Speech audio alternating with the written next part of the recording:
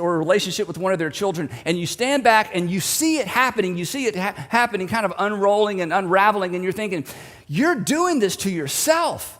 And when you watch that, you kind of think the same thing I think. You think, well, you know what, that they may undermine their own marriage, they may undermine their own career, they may undermine their own world, their own finances, or their relationship with their kids. But I mean, I may have some interesting kind of laugh about it later stories about becoming my own worst enemy. But I would never do anything like that, right? But here's the thing that's true of all of us, and I'm talking to me as well as you. We all have the potential. I don't even know you, but this is what I know about you. Every single one of us has the potential to become our own worst enemy, right? And the reason I know that is because you, and this is all of us, but I'm picking on you for a second, you have participated in all of your bad decisions, right? You have participated in 100 of your bad decisions. In fact, I'm picking on you a little bit, and it's true with me too, that we were the masterminds behind our own bad decisions. And here's why this is a big deal. Because a single bad decision, I mean, you know this, a single bad decision is always the first step toward becoming your own worst enemy, right? It's not like it happens all at one time. It just unravels over time. And the people that you've watched become their own worst enemy in a big way. It started with small things. It started with one simple, single decision, right? Because every habit begins with the first time. And every pattern begins with the first line. And every journey begins with a first step. So we all have the potential to become our own worst enemy if we're not careful. So what we're going to do is in this series, I want to give you three things. I want to give you three things you can begin doing today that will help ensure that you don't become your own worst enemy in a way that you aren't able to look back and laugh at it in the big ways, the ways that really wreck and ruin and cause whole seasons of our lives to be wasted, and we look back and wish we could go back and do our 20s over, our 30s over, 40s or 50s, or do a first marriage over, or do a first career over. Three things. Now, the interesting thing is Jesus doesn't use this terminology. Jesus doesn't talk about don't become your own worst enemy. But in his teaching, he's very, very clear. In fact, in one of his most famous parables, he says this. He says, anyone who hears these words of mine and does not put them into practice, you may remember this from childhood, anyone who hears these words of mine and does not put them into practice is like a man who became his own worst enemy. He didn't use that terminology. Here's how he said it. Is like a man who builds his own house. Oh, you should be commended. On the sand.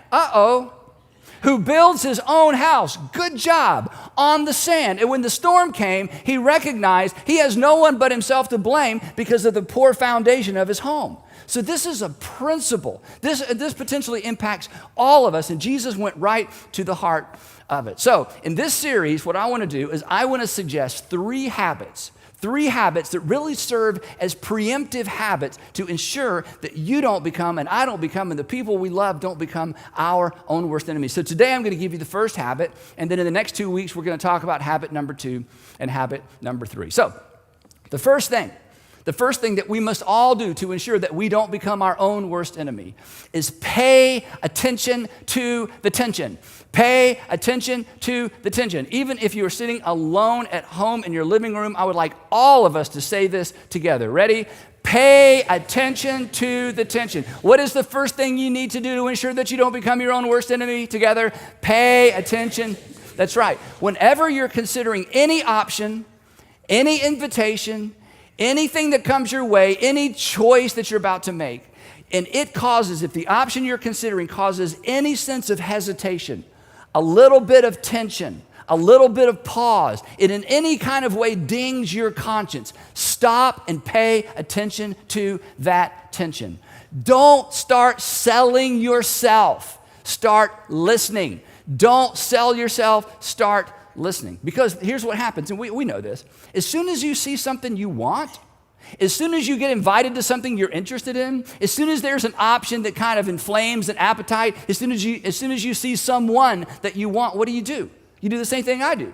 You start selling yourself. You start selling yourself on this idea. And what's interesting is we lie to ourselves and then we believe our own lies. I think only human beings are capable of this.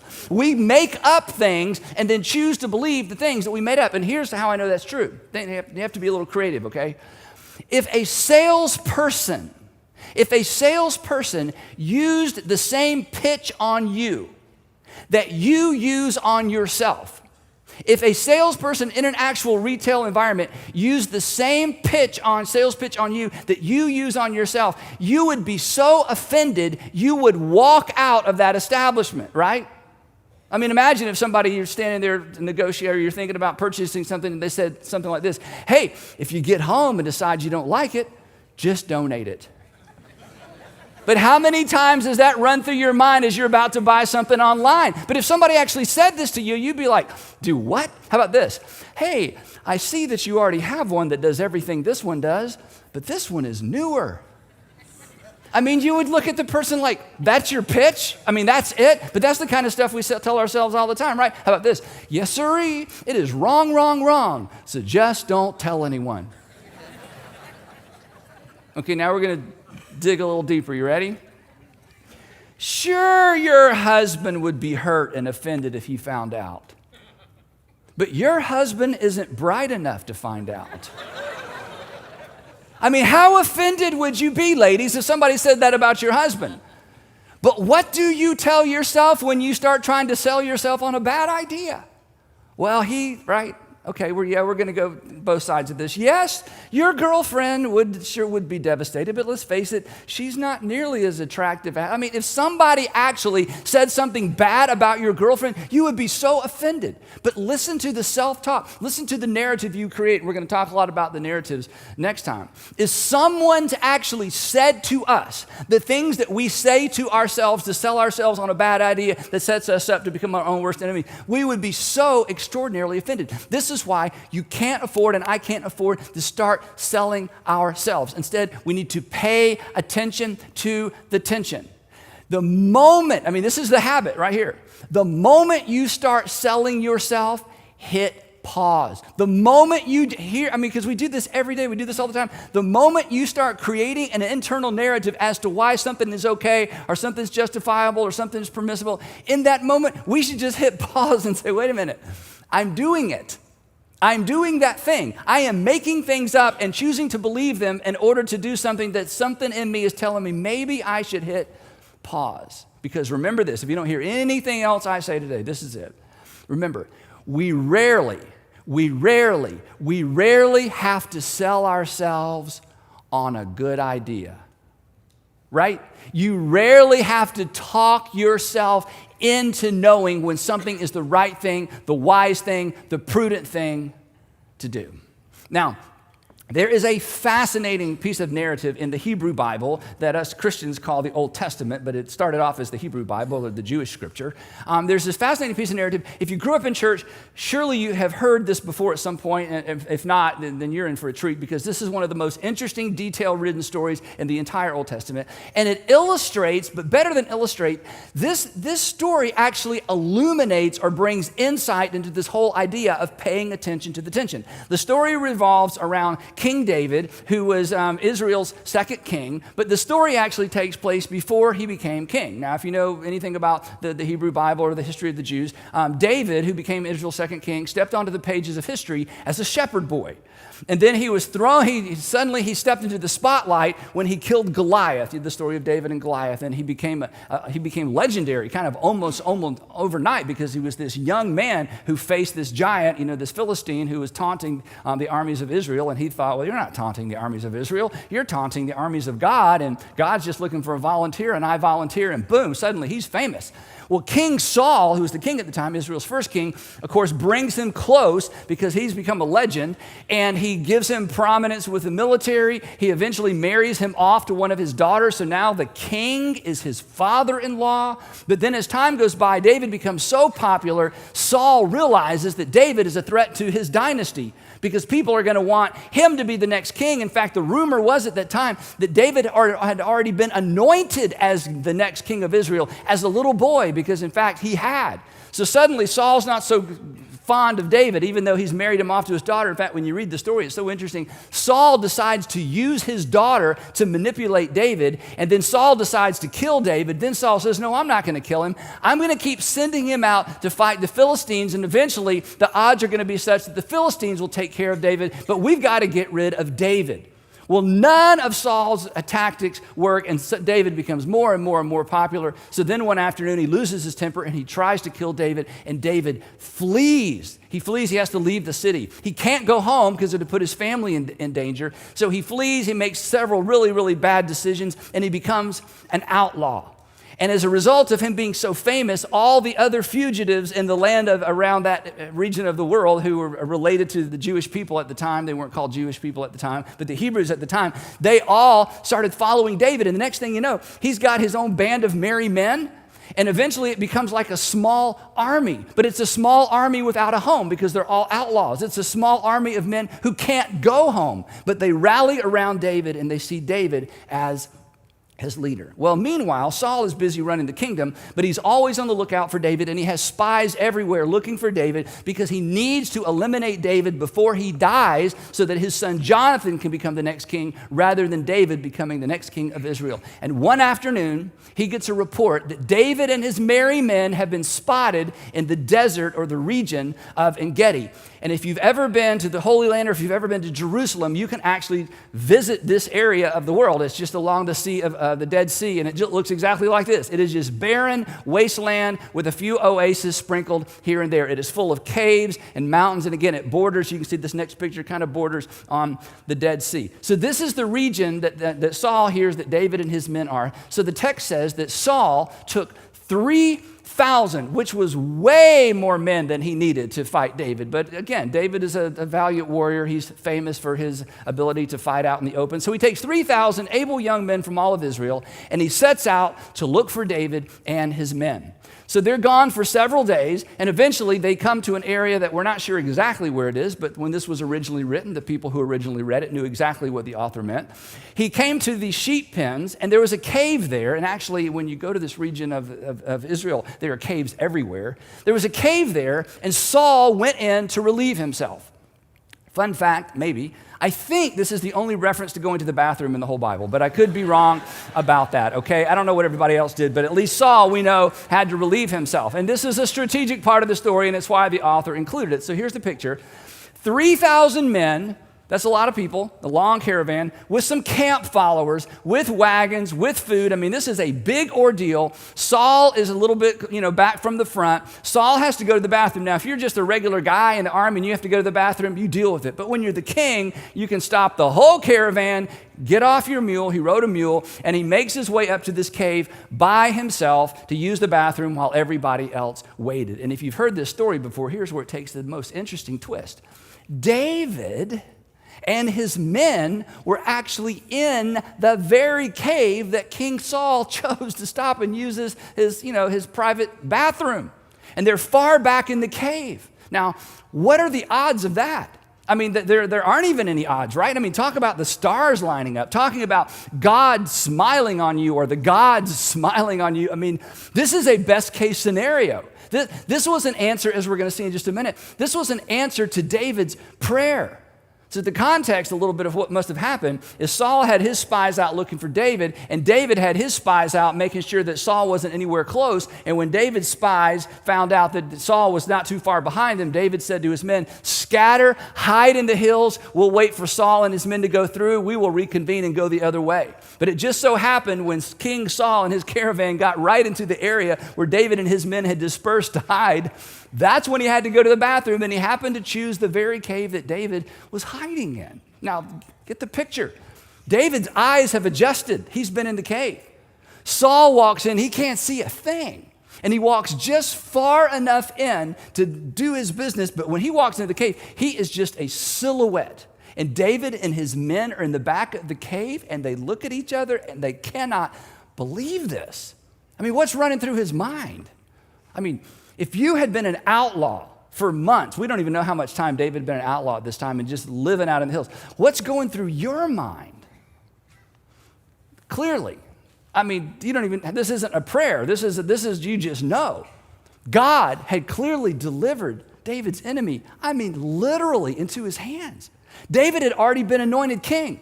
Everybody knows he's the next guy. The only thing standing in the way of David becoming the next king is Saul, and here he is.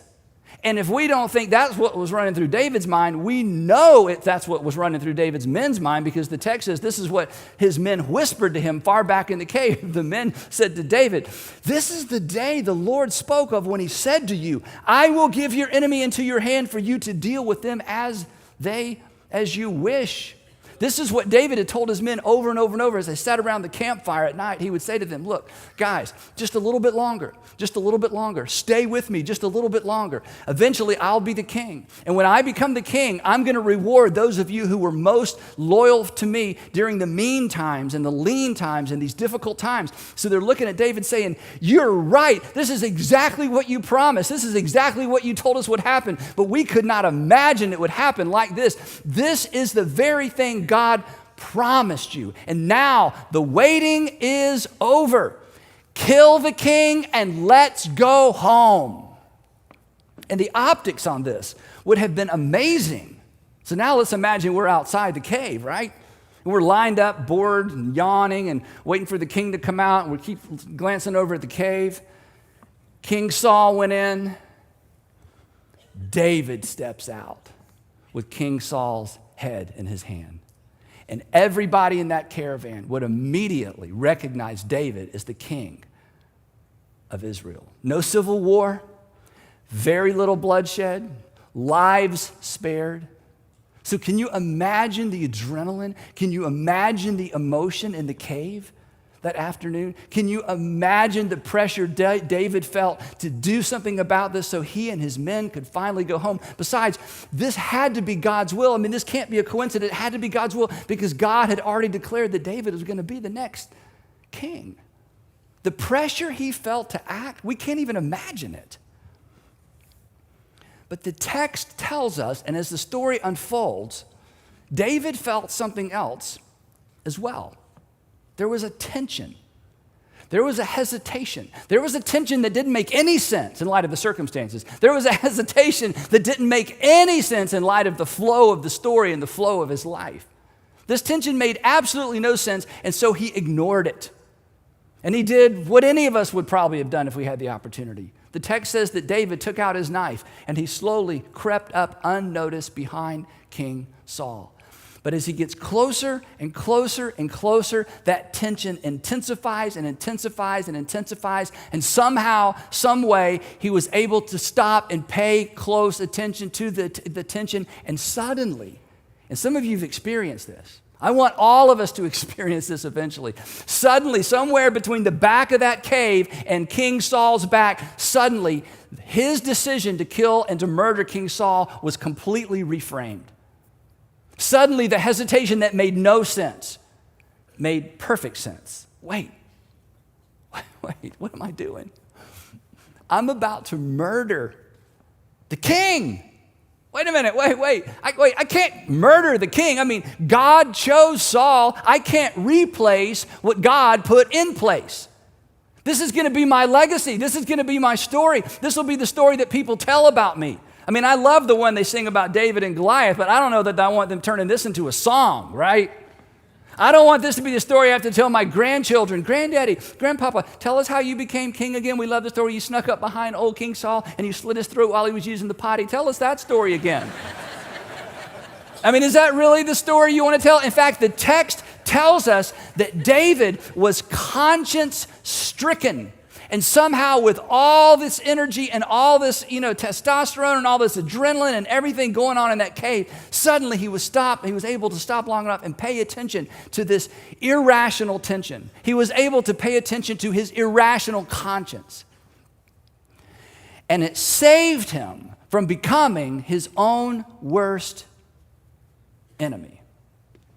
Because in that moment, he would have become the man who murdered Israel's first king.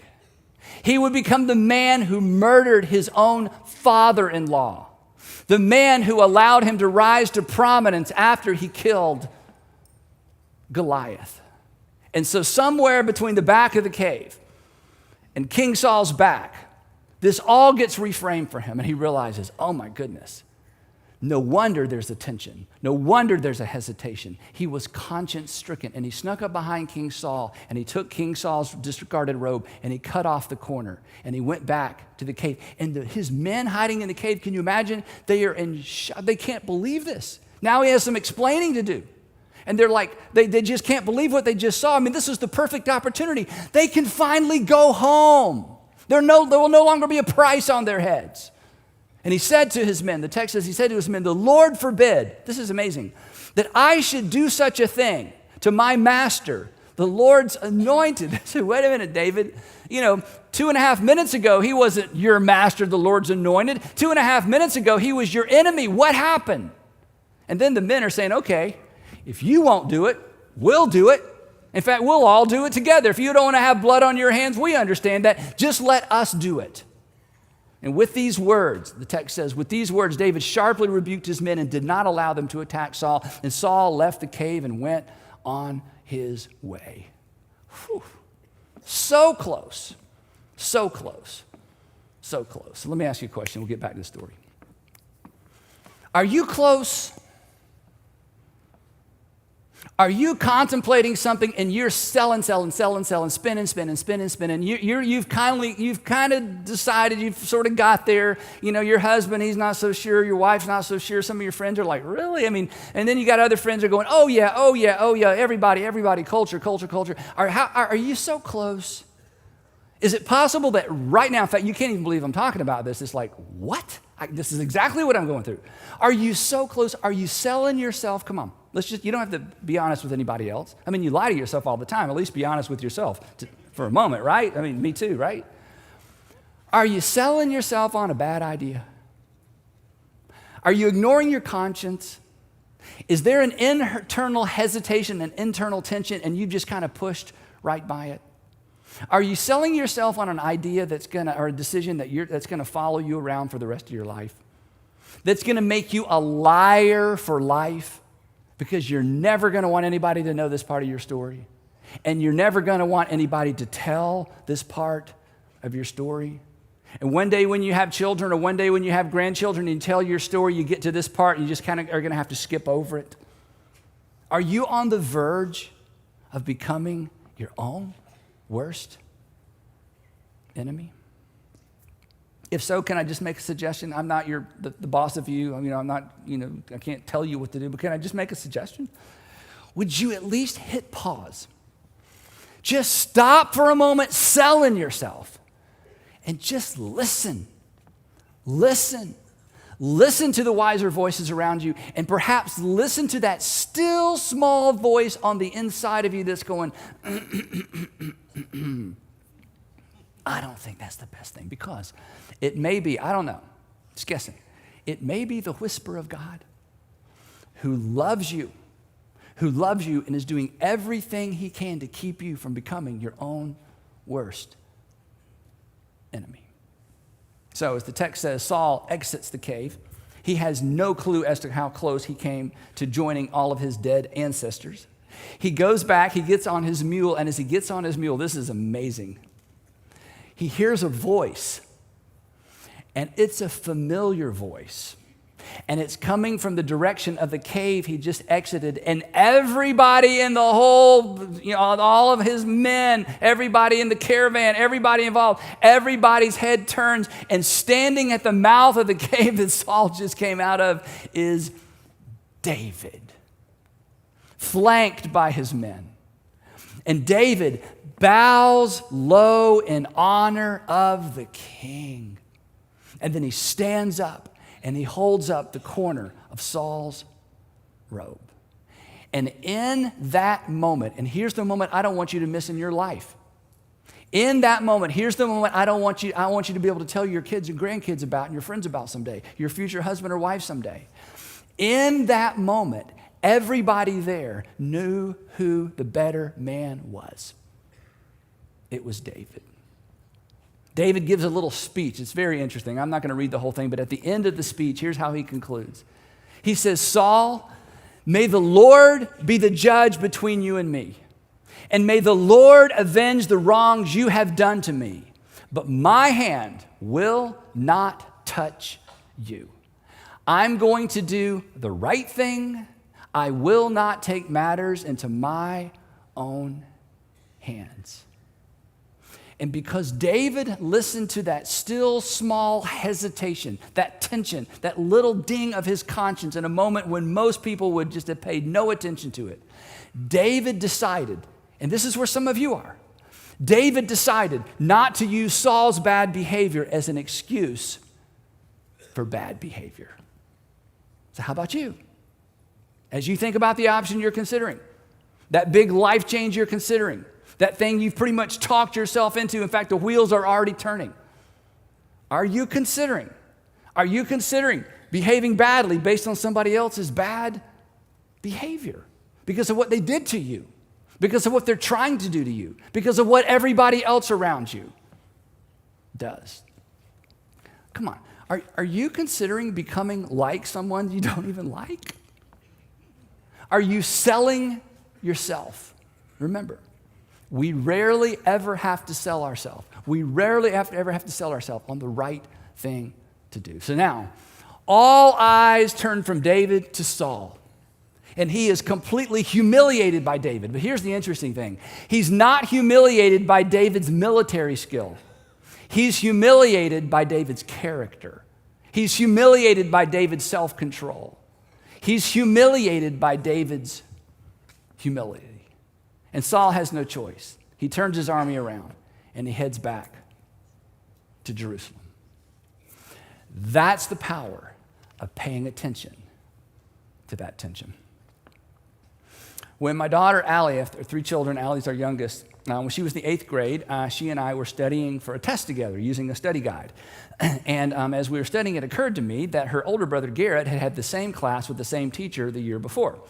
And I thought, I wonder if there are any old tests to study from. She said, Dad, we can't do that. I said, yeah, if the teacher gave out tests, then he knows these tests are floating around. And in college, you do it all the time. So I went digging around, and sure enough, I found an old test, all right? And this isn't a parenting seminar. I'm just telling you what happened, okay? This isn't for modeling. This is for, it's what happened. So anyway, so we sat down, and we studied through this test to get her ready. She was an A student, so it wasn't a big deal. So, anyway. So she goes to class the next day. The teacher hands out the test, and it's the same test, right? Yeah. So that afternoon, she gets home from school, and I ask what every good parent asks when they have studied with their children for a test. I said, Allie, how did we do on our test? Isn't that what you asked? You want to know what kind of grade you made, She said, Dad, you're not going to believe this. It was the same test, and I felt like I was cheating.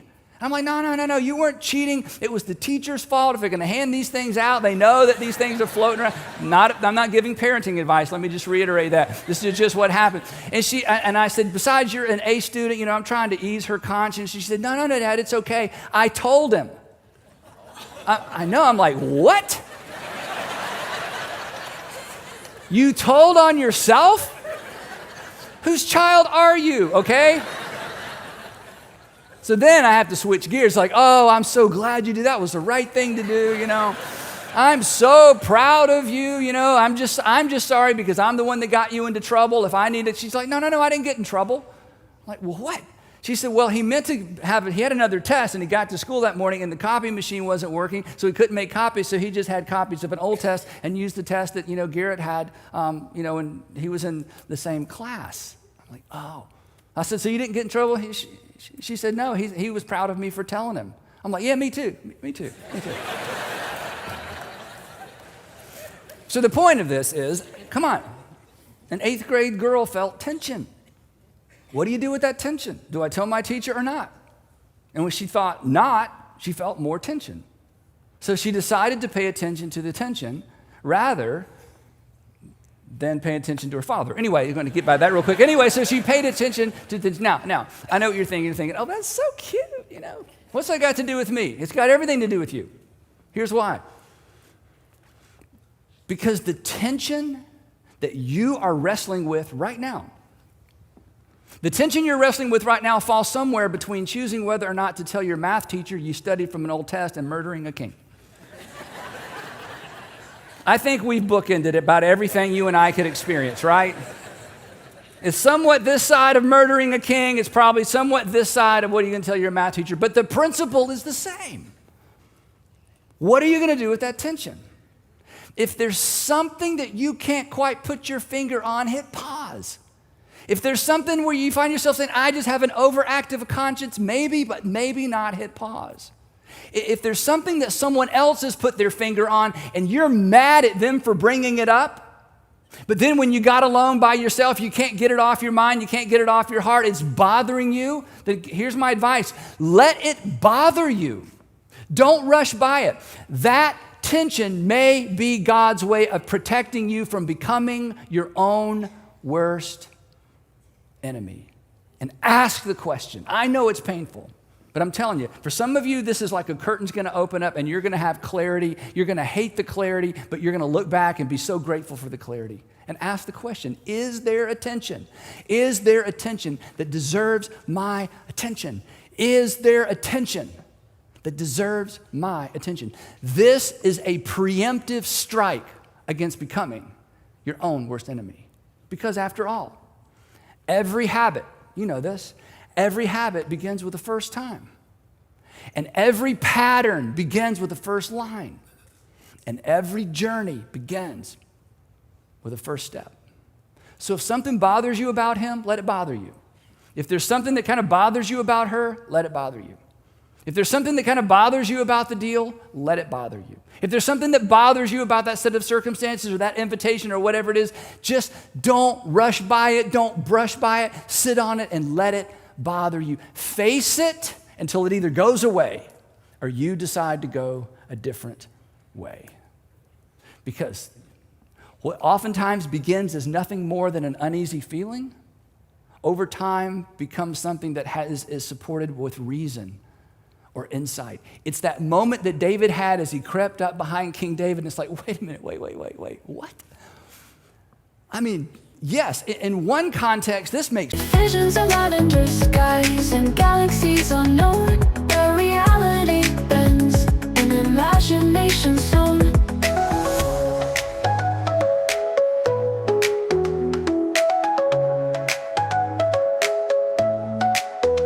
Lavender sky, open wide, pull me into your hazy tide, where gravity sleeps and we're free to fly, lost in a dream beneath the lavender sky.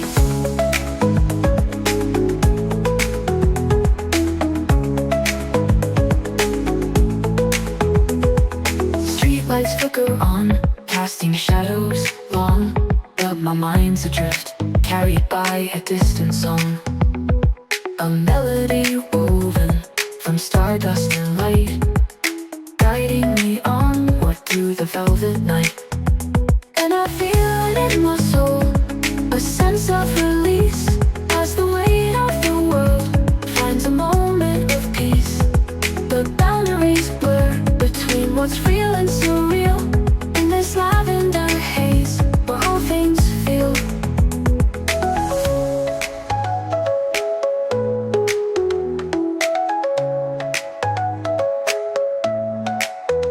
Lavender sky, open wide, pull me into your hazy tide, where gravity sleeps and we're free to fly, lost in a dream beneath the lavender sky.